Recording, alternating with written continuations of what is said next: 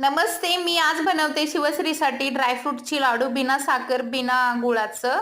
तर सगळ्यात पहिलं मी गरम पाण्यामध्ये अंजीर भिजवून घेतली, खजूर खजूर घेतली, काजू, बदाम, पिस्ता, पंपकिन सीड्स वगैरे सगळं घेतली. कढईमध्ये तूप घेतली. तुपामध्ये सगळं ड्रायफ्रूट्स टाकून थोडंसं हलकंसं भाजून घेतली.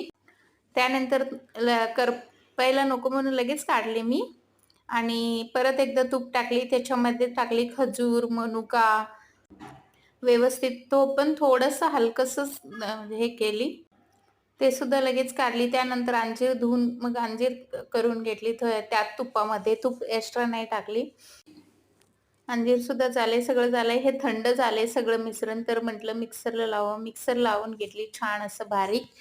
बारीक ह्यासाठी केली मी शिवश्री खाणार आहे.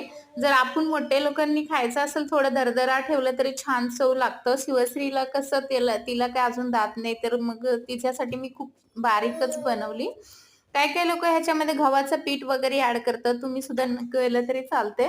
पण गव्हाचं पीठ ऍड केले ना एक्स्ट्रा मग गुळ वगैरे टाकावं लागतात. बघू शकता किती छान मस्त लाडू झाल्यात.